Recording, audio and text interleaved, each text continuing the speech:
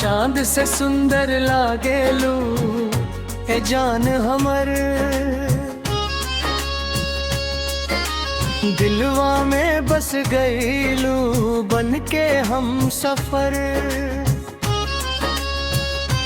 तोहरे मुस्कान पर दुनिया भुला देब, तोहरे खातिर अपना जान लुटा देब। जब जब तू हंस के हमके देखेलू, दिल के हर कोना रोशनी से भर देलू। पायल के छन छन दिलवा चुरा ले, प्यार के मीठ बोल मनवा बहका दे। रूपवा तोहार जैसे सावन के फुहार, नजरिया मिलते बढ़ जाला प्यार। रुआ बिना लागे सोना संसार, तू ही तो बड़ू दिल के बहार। चांद से सुंदर लागेलू ए जान हमर, दिलवा में बस गईलू बन के हम सफर। तोहरे मुस्कान पर दुनिया भुला देब, तुहरे खातिर अपना जानू गा देब।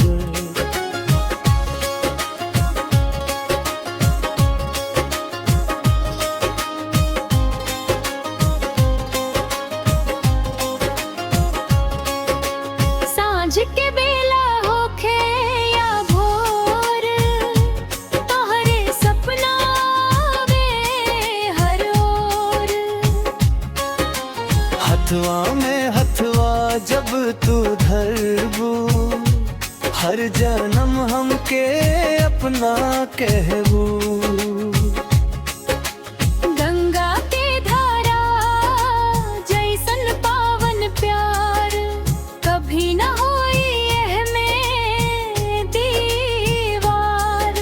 साथे रहीब हम जीवन भर, तू ही बाड़ू दिल के हम सफर।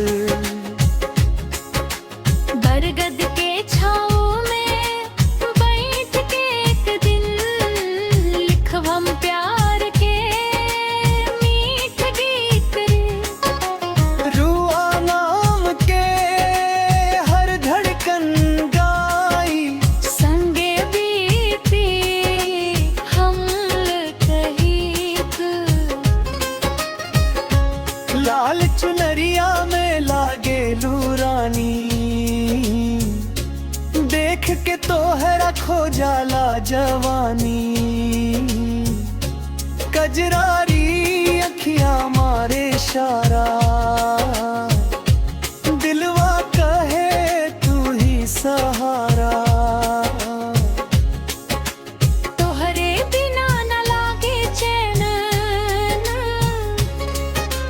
दिन होखे चाहे अंधियार। हर दुआ में बस तोहार मम, तोहरे खातिर धड़क के तान। हो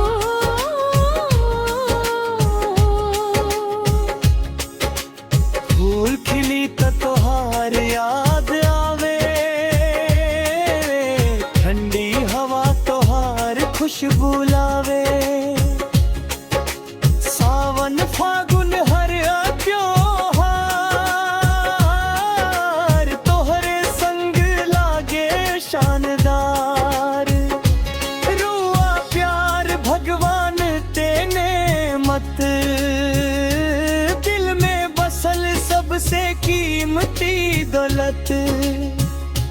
जन्म जन्म के ही रहे कहानी। तू हम राजा हम तो हार रानी।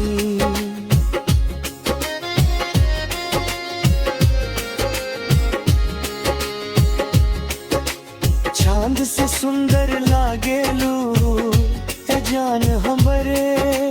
दिलवा में बस गईलू बन के हम सफर। सांस चले जब तक सजना, रही तोहरे प्यार में अपना। तोहरे नाम के सजलवा सपना। तोहरे बिना अधूरा बापना। दुनिया चाहे कुछ कहे, हमार दिल त बस तोहरे